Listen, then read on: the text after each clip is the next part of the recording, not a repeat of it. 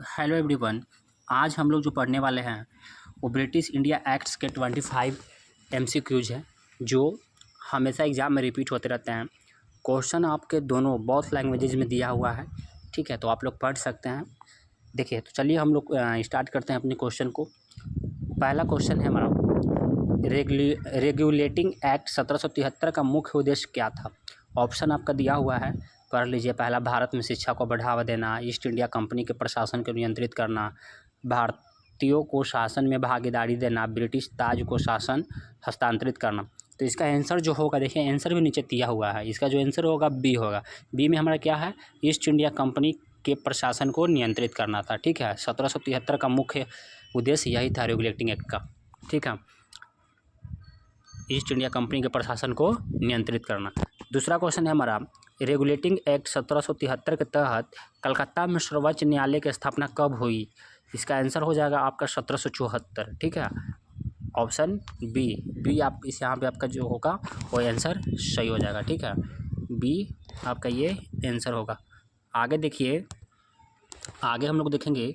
तीसरा क्वेश्चन है, Pitt's India act 1784 के तहत किसकी स्थापना की गई। तो इसका जो आंसर होगा, ठीक है, ऑप्शन आप लोग पढ़ लीजिए क्या क्या दिया हुआ है। सर्वोच्च न्यायालय, बोर्ड ऑफ कंट्रोल, विधायी पार्षद, रिजर्व बैंक ऑफ इंडिया। तो इसका जो आंसर होगा वो हो जाएगा आपको बोर्ड ऑफ कंट्रोल, ठीक है, ऑप्शन बी आपका आंसर हो जाएगा, बोर्ड ऑफ कंट्रोल, ठीक है।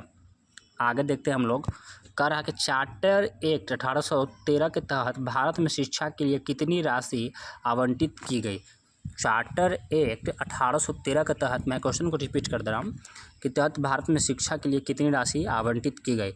इसका जो आंसर होगा वो होगा 1 लाख रुपये, ठीक है, कितना, 1 लाख रुपये। आगे हम लोग देखेंगे, चार्टर एक्ट 1833 के तहत बंगाल के गवर्नर जनरल को क्या नया दर्जा दिया गया, ठीक है, तो ये हो जाएगा गवर्नर जनरल ऑफ इंडिया। इसका आंसर जो होगा B number, governor general of India.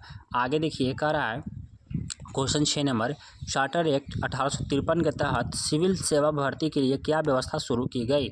इसका ऑप्शन पढ़िए आप लोग, ठीक है, ऑप्शन इसका पढ़िए, इंग्लिश में इधर दिया हुआ है। इसका ऑप्शन है नामांकन प्रणाली, प्रतियोगी परीक्षा, अप्रत्यक्ष चुनाव या प्रत्यक्ष नियुक्ति। इसका जो आंसर होगा वो बी होगा, प्रतियोगी परीक्षा, ठीक है, प्रतियोगी परीक्षा।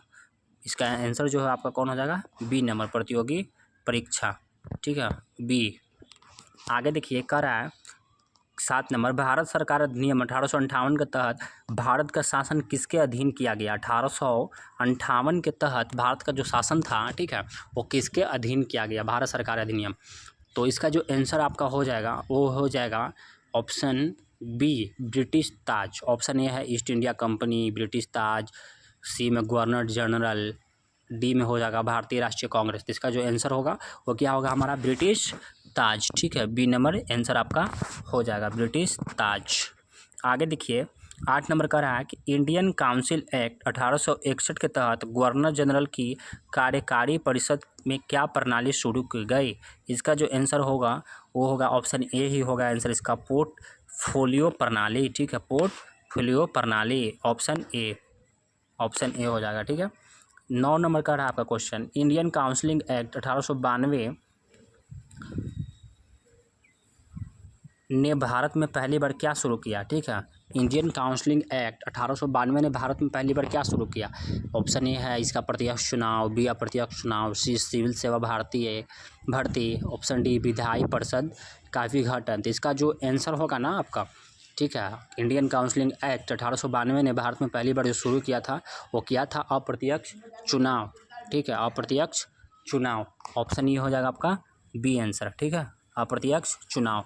आगे देखिए, 10 नंबर का रहा है कि Indian counselling act 1909 Morley Minto सुधार जिसे भी कहा जाता है। इंडियन काउंसिलिंग एक्ट 1909 का जो था ना, उसको मार्ले मिंटो सुधार के तहत क्या प्रावधान लागू किया गया। तो इसका जो आंसर हो जाएगा वो होगा आपका प्रांतीय स्वायत्तता, अलग निर्वाचन मंडल, केंद्र में 10 विधायक, रिजर्व बैंक की स्थापना। इसका जो आंसर हो जाएगा वो हो जाएगा अलग निर्वाचन मंडल, बी हो जाएगा आपका आंसर, ठीक है। 11 नंबर क्वेश्चन देखते हैं, 1909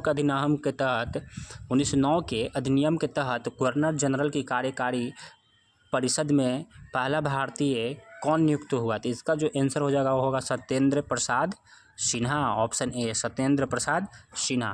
ठीक है, तो आज के वीडियो में हम लोग 11 ही क्वेश्चन रहने देते हैं, बाकी के जो क्वेश्चन हैं अगले वीडियो में हम लोग डिस्कस करेंगे पार्ट बी में। तब तक के लिए धन्यवाद। चैनल को सब्सक्राइब कीजिए, मिलते हैं नेक्स्ट वीडियो में।